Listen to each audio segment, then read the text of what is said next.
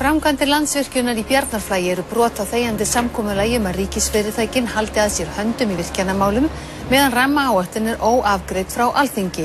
Þetta segir þingmaður Vinstri grænna. Framkvæmdir Landsvirkjunar í Bjarnarflagi í Mývatnssveit fara þvert gegn þegjandi samkomulagi að ríkisfyrirtækin haldi að sér höndum í virkjanaæði og meðan rammaáætlun sé óafgreidd frá Alþingi. Þetta segir þingmaður Vinstri grænna. Þingflokksformaður Framsóknar segir að það þurfi að efla atvinnu. Áform Landsvirkjunar að reisa 45 megavatta jarðvarmavirkjun í Bjarnarflagi í Mývatnssveit virðist falla í grýttan jarðveg. Landsvirkjun er byrjuð á framkvæmdum á lóð fyrirhugað stöðvarhúss Bjarnarflagsvirkjunar. Stjórn Landverndar fellir sig ekki við það og hefur beint tilmælum til stjórnar Landsvirkjunar að framkvæmdum verði hætt. Þar til rammaáætlun vernd og nýtingu náttúrusvæða hefur verið afgreidd á Alþingi.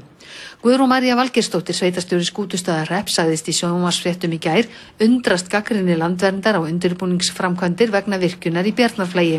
Landvernd hafi hvorki gert athugasemdir við umhverfismat eða deiliskipulag svæðisins. Þetta mál var rætt á Alþingi í dag. Þetta er að mínu mati brigð á þegjandi samkomulagi að ríkisfyrirtækin að minnsta kosti haldi að sér höndum í virkjanaæði meðan rammaáætlun hefur ekki verið afgreidd úr þinginu. Þetta mál er komið á forsíður blaða og á dagskrá umhverfis- og samgöngunefndar vegna árvekni landverndar og fuglaverndar, frjálsra félagasamtaka sem hafa staðið vaktina Mývatn og hafa nú krafist þess að stjórn Landsvirkjunar stöðvi framkvæmdir nú þegar, enda eru þær ekki afturkræfar.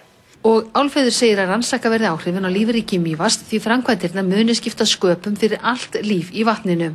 Þingflokksformaður Framsóknar er á öðru máli. Svo koma þessi þingmenn og er að kvart yfir því að eitthvað þegjandi samkomulag sé ekki virt. Og þarna finnst við að vinna eftir gildandi lögum þarna í Norðausturhorninu.